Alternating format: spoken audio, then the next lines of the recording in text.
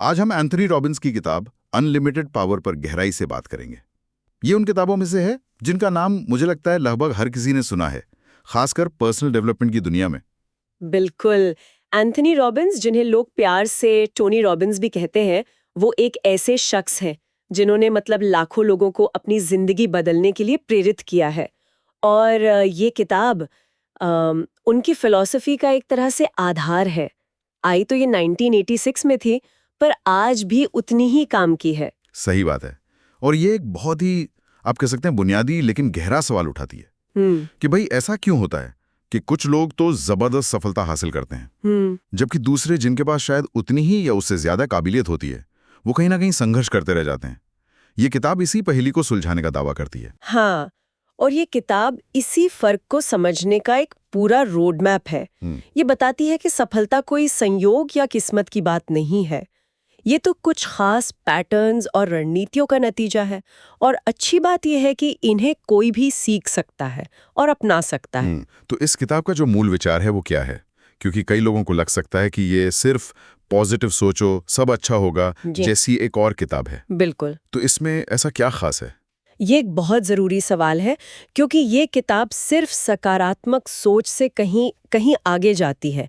इसका जो मूल आधार है वो है पर्सनल पावर। Personal power? हाँ, हमारी निजी शक्ति, जिसका सीधा सा मतलब है लगातार एक्शन लेने की क्षमता। लेकिन असली फर्क आता है इसके कैसे में।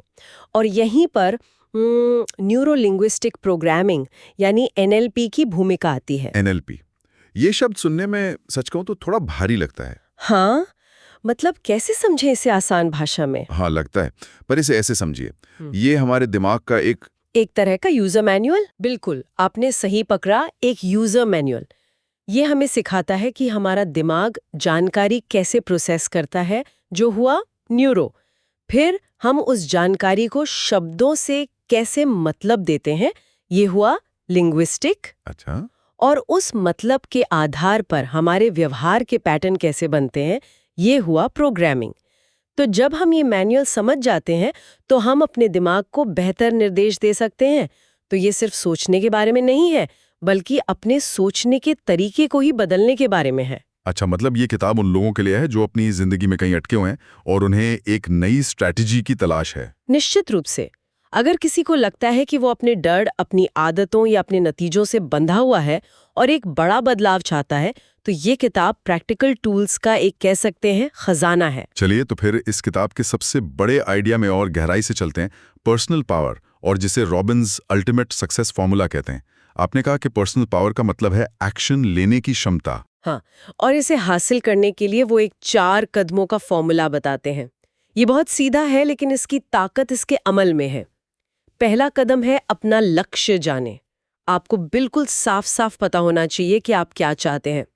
अस्पष्टता क्लैरिटी की कमी यहाँ सबसे बड़ी दुश्मन है। लेकिन ये सुनने में जितना आसान लगता है उतना है नहीं, है ना?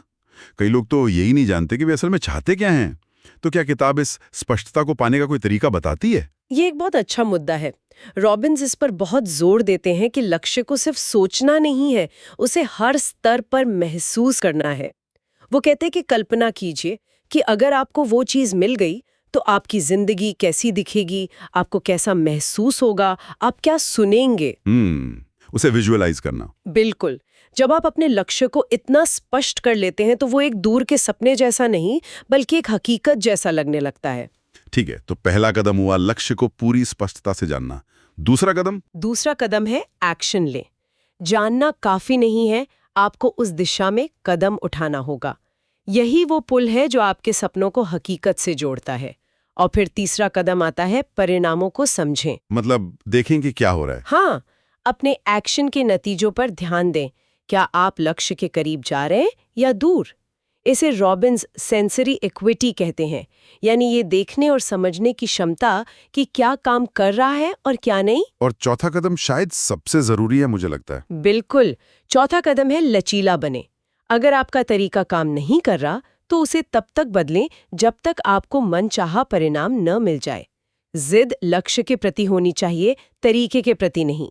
ज्यादातर लोग कुछ बार कोशिश करने के बाद हार मान लेते हैं, क्योंकि वो अपने एक ही तरीके से बंधे होते हैं। सफल लोग तरीका बदलते रहते हैं, लक्ष्य नहीं। इसका कोई असल जिंदगी का उदाहरण है जो इस फॉर्मूले की ताकत को दिखाता हो? इसका सबसे क्लासिक उदाहरण तो कर्नल सैंडर्स का है, KFC के संस्थापक। सोचिए, 65 साल की उम्र में जब ज्यादातर लोग रिटायर हो जाते हैं, उन्हें अपना पहला सोशल सिक्योरिटी चेक मिला जो सिर्फ $99 का था। वो टूट सकते थे, हार मान सकते थे, लेकिन उन्होंने ऐसा नहीं किया। नहीं, उन्होंने इसी फॉर्मूले को अपनाया। उनका लक्ष्य साफ था, अपनी फ्राइड चिकन की रेसिपी बेचना। उन्होंने एक्शन लिया, अपनी कार में बैठकर एक-एक रेस्टोरेंट के दरवाजे खटखटाना शुरू किया। उन्होंने परिणामों को समझा, लोग उन्हें मना कर रहे थे और वो लचीले बने रहे। वो हर ना के बाद अगले दरवाजे पर जाते थे। बिल्कुल, और आंकड़ा हैरान करने वाला है। उन्हें अपनी रेसिपी बेचने के लिए 1009 बार ना सुनना पड़ा। 1000 से ज्यादा बार, ये तो सोचने में भी मुश्किल है।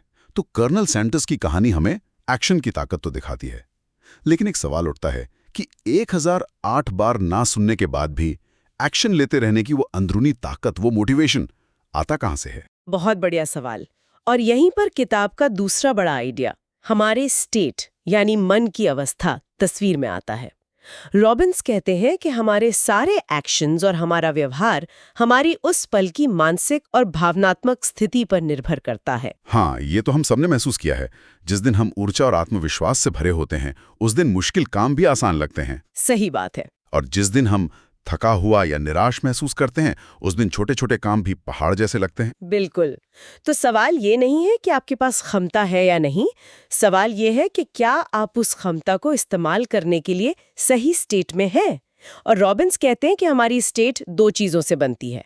पहली है हमारी फिजियोलॉजी। फिजियोलॉजी? हाँ, हमारा शरीर उस वक्त कैसा है, हमारी मुद्रा, हमारे सांस लेने का तरीका, हमारे चेहरे के भाव। मतलब अगर कोई कंधे झुकाकर धीरे धीरे सांस ले रहा है तो वो कभी भी आत्मविश्वास से भरा हुआ महसूस नहीं कर सकता। क्या तस्वीरें देख रहे हैं, खुद से क्या बातें कर रहे हैं और किस लहजे में कर रहे हैं, ये दोनों चीजें मिलकर हमारी स्टेट तय करती हैं। और सबसे मजेदार बात यह है कि ये दोनों ही हमारे नियंत्रण में हैं। तो NLP हमें इसी पर नियंत्रण करना सिखाता है। हाँ, NLP हमें सिखाता है कि हम अपनी फिजियोलॉजी और अपने मानसिक विचारों को सचेत रूप से कैसे बदल सकते हैं और इस तरह अपनी स्टेट को तुरंत बदल सकते हैं। टोनी रॉबिन्स खुद इसका सबसे बड़ा उदाहरण है। वो बताते हैं कि कैसे एक समय में वो गरीबी, 38 पाउंड ज्यादा वजन और गहरे अवसाद से जूझ रहे थे। उन्होंने इन्हीं सिद्धांतों का इस्तेमाल करके अपनी स्टेट को बदलना सीखा। और नतीजा? नतीजा ये हुआ कि 1 साल के भीतर वो एक सफल रिश्ते में थे, उनका वजन कम हो चुका था और वो एक करोड़पति बन चुके थे। कमाल है। तो अगर हम अपने लक्ष्य तय कर सकते हैं और अपनी स्टेट को नियंत्रित करके लगातार एक्शन भी ले सकते हैं, तो क्या सफलता पाने का कोई शॉर्टकट है? मतलब क्या हमें हर बार पहिया फिर से बनाना होगा? रॉबिन्स कहते हैं बिल्कुल नहीं। और यहीं पर उनकी मॉडलिंग की तकनीक काम आती है। ये किताब का एक बहुत ही शक्तिशाली विचार है। वो कहते हैं सफलता अपने पीछे सुराग छोड़ जाती है। सफलता अपने पीछे सुराग छोड़ जाती है। मतलब जो लोग सफल हैं वो कोई जादू नहीं कर रहे हैं। वे कुछ खास काम एक खास तरीके से कर रहे हैं। अगर हम उन सुरागों को ढूंढ पाएं तो हम भी वही परिणाम हासिल कर सकते हैं। ठीक यही मतलब है। ये सफलता के लिए एक तरह का ब्लूप्रिंट ढूंढने जैसा है। लेकिन सिर्फ बाहरी एक्शन की नकल करना काफी नहीं है। हमें 3 मुख्य चीजों को मॉडल करना होता है। पहला है व्यक्ति की विश्वास प्रणाली, यानी उसका बिलीफ सिस्टम। वो क्या मानते हैं? हाँ, वो दुनिया को, मुश्किलों को और संभावनाओं को किस नजरिए से देखते हैं। ठीक है, उनकी मानसिकता। और दूसरा उनसा मानसिक सिंटैक्स। सुनने में टेक्निकल लगता है, पर इसे एक रेसिपी की तरह समझिए। सफलता के लिए सही सामग्री यानी विचार होना ही काफी नहीं है, उन्हें सही क्रम में डालना भी जरूरी है। सफल लोग अपने दिमाग में विचारों, तस्वीरों और भावनाओं को एक खास क्रम में रखते हैं जो उन्हें सीधे एक्शन की तरफ ले जाता है। और तीसरा यकीनन उनकी फिजियोलॉजी होगी। हाँ, तीसरा है फिजियोलॉजी। वे अपने शरीर का उपयोग कैसे करते हैं, उनकी मुद्रा, उनके सांस लेने का पैटर्न, उनकी ऊर्जा का स्तर कैसा होता है। जब आप इन तीनों चीजों, विश्वास, सोचने का क्रम और शारीरिक हाव भाव को कॉपी करते हैं तो आप परिणाम भी कॉपी करना शुरू कर देते हैं। इसका कोई ठोस उदाहरण है जहां ये तकनीक इस्तेमाल की गई हो? एक बहुत ही जबरदस्त उदाहरण है जब रॉबिन्स ने अमेरिकी सेना के शार्प शूटर्स को ट्रेनिंग दी थी। उन्होंने सेना के सबसे बेहतरीन निशानेबाजों को स्टडी किया। उन्होंने सिर्फ ये नहीं देखा कि वो बंदूक कैसे पकड़ते हैं, बल्कि उन्होंने उनके विश्वासों को समझा, उनके सोचने के क्रम को जाना और उनकी शारीरिक स्थिति को बारीकी से देखा। तो उन्होंने क्या पाया? उन्होंने पाया कि सर्वश्रेष्ठ निशानेबाजों के मन में कुछ 31-32 खास विश्वास थे जो असफल निशानेबाजों से बिल्कुल अलग थे। उन्होंने इन सभी चीजों का एक मॉडल बनाया और फिर उसे नए रंगरूटों को सिखाया जिन्होंने पहले कभी बंदूक भी नहीं छुई थी। और परिणाम क्या रहे? परिणाम चौंकाने वाले थे। सेना की सफलता दर आमतौर पर 70% थी, लेकिन इस नए मॉडल से 100% रंगरूटों ने क्वालिफाई किया। इतना ही नहीं, एक्सपर्ट लेवल पर क्वालिफाई करने वालों की संख्या 3 गुना हो गई। 3 गुना? 1 मिनट, आधे समय में? ये तो अविश्वसनीय है। इसका मतलब है कि सही मानसिक मॉडल किसी की सीखने की क्षमता को दुगना या उससे भी ज्यादा कर सकता है। अगर सेना में निशानेबाजी जैसी जटिल स्किल को इतनी तेजी से सिखाया जा सकता है, तो हम अपनी जिंदगी के किन क्षेत्रों में सफलता को मॉडल कर सकते हैं? यही इस विचार की असली शक्ति है। चाहे वो बिजनेस हो, रिश्ते हो, स्वास्थ्य हो या कोई भी स्किल हो, आप उन लोगों को ढूंढ सकते हैं जो पहले से ही वहां सफल हैं और उनके ब्लूप्रिंट को समझ सकते हैं। तो इस सब ज्ञान का हम असल जिंदगी में क्या करें?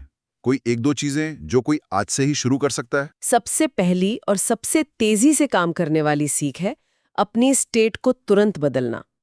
अगर कोई भी कभी निराश, थका हुआ या बिना प्रेरणा के महसूस करे, तो सबसे पहले अपनी फिजियोलॉजी बदलें। ये सबसे तेज तरीका है। अच्छा, मतलब वो जो कहते हैं fake it till you make it, उसमें कुछ सच्चाई है? एक तरह से हाँ। बस सीधे खड़े हो जाएं, कंधे पीछे करें, एक गहरी सांस लें और जबरदस्ती ही सही मुस्कुराएं। ये छोटा सा शारीरिक बदलाव आपके दिमाग को एक नया सिग्नल भेजता है और आपकी भावनात्मक स्थिति को तुरंत बदल सकता है। इसे पैटर्न इंटरप्ट कहते हैं। आप निराशा के शारीरिक पैटर्न को तोड़ रहे हैं। ये तो बहुत आसान और शक्तिशाली है। और दूसरी सीख क्या हो सकती है? दूसरी बड़ी सीख है रिफ्रेमिंग की कला।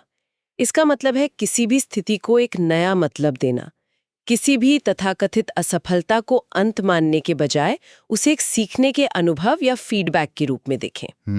खुद से बस ये पूछें, मैंने इससे क्या सीखा? ये एक छोटा सा सवाल उस घटना का पूरा मतलब बदल देता है। ये आपको शिकार की मानसिकता से निकालकर सीखने वाले की मानसिकता में ले आता है। इसका कोई उदाहरण है जहां किसी ने बहुत मुश्किल हालात को रिफ्रेम किया? एक बहुत ही मार्मिक उदाहरण कमांडर जेरी कॉफी का है, जो वियतनाम युद्ध में 7 साल तक एकांत कारावास में युद्धबंदी थे। वो उस स्थिति को अपनी जिंदगी का अंत मान सकते थे, लेकिन उन्होंने उसे रीफ्रेम किया। उन्होंने उसे खुद को जानने, अपनी मानसिक शक्ति को परखने और मजबूत बनाने के अवसर के रूप में देखा। इस एक बदलाव ने उन्हें ना सिर्फ जिंदा रखा, बल्कि वो एक टूटे हुए इंसान की बजाय एक ज्यादा मजबूत इंसान के रूप में बाहर आए। ये तो रोंगटे खड़े कर देने वाली बात है। और किताब में एंकरिंग नाम की एक तकनीक का भी जिक्र है, वो क्या है? एंकरिंग अपने लिए एक तरह का पावर बटन बनाने जैसा है। ये एक न्यूरोलॉजिकल शॉर्टकट है। आप उस समय के बारे में सोचते हैं जब आप बहुत आत्मविश्वासी, खुश या शक्तिशाली महसूस कर रहे थे। उस भावना को पूरी तरह से महसूस करें, उसे अपने चरम पर ले जाएं। और फिर जब वो भावना अपने चरम पर हो, तो एक अनोखा शारीरिक एक्शन करें, जैसे अपनी मुट्ठी को एक खास तरह से भींचें या अपने अंगूठे और तर्जनी को मजबूती से दबाएं। इसे कई बार दोहराएं ताकि वो भावना उस एक्शन के साथ जुड़ जाए। ठीक है। अब जब भी आपको उस आत्मविश्वास की जरूरत हो, बस उसी एंकर को फायर करें, यानी अपनी उंगलियों को उसी तरह दबाएं। यह आपके नर्वस सिस्टम में उस शक्तिशाली स्टेट को तुरंत ट्रिगर कर देगा। तो कुल मिलाकर अनलिमिटेड पावर हमें ये सिखा रही है कि हम अपनी परिस्थितियों के गुलाम नहीं हैं, बल्कि हम अपनी जिंदगी के ड्राइवर हैं। बिल्कुल। ये किताब हमें यही सिखाती है कि ये मायने नहीं रखता कि हमारे साथ क्या होता है, बल्कि ये मायने रखता है कि हम उस पर प्रतिक्रिया कैसे देते हैं और उसका मतलब क्या निकालते हैं। NLP, state management, modelling, reframing, ये सब हमें अपनी जिंदगी का नियंत्रण अपने हाथों में लेने के उपकरण देते हैं। तो इस पूरी चर्चा से वो 5 मुख्य बातें कौन सी हैं जो किसी को भी याद रखनी चाहिए? पहली, पर्सनल पावर ही असली शक्ति है। सफलता का आधार सिर्फ सोचना नहीं, बल्कि लगातार एक्शन लेना है। दूसरी, आप अपनी स्टेट खुद बनाते हैं। अपनी शारीरिक मुद्रा और मानसिक विचारों को बदलकर आप अपनी भावनाओं और व्यवहार को नियंत्रित कर सकते हैं। तीसरी, असफलता जैसी कोई चीज नहीं होती, केवल परिणाम या फीडबैक होते हैं। हर अनुभव एक सीखने का अवसर है। अपने तरीकों में लचीलापन लाएं जब तक कि आपको मनचाहा परिणाम ना मिल जाए। चौथी, सफलता के सुराग मिलते हैं। सफल लोगों की मानसिकता, रणनीति और काम करने के तरीकों को सीखकर कोई भी वैसे परिणाम पा सकता है। और पांचवी और शायद सबसे जरूरी, संचार ही सब कुछ है। जीवन की गुणवत्ता इस बात पर निर्भर करती है कि हम खुद से और दूसरों से कैसा संवाद करते हैं। अपनी आंतरिक बातचीत को नियंत्रित करना बाहरी दुनिया में सफलता की कुंजी है। यह किताब यही बताती है कि हमारी सबसे बड़ी सीमा अक्सर वो कहानी होती है जो हम खुद को सुनाते हैं कि क्या संभव है और क्या नहीं। तो आज इस चर्चा के अंत में हम एक सवाल छोड़ना चाहेंगे। वो कौन सी एक सीमित करने वाली कहानी है जिसे अगर आज बदल दिया जाए तो किसी के लिए भी संभावनाओं का एक बिल्कुल नया दरवाजा खुल सकता है?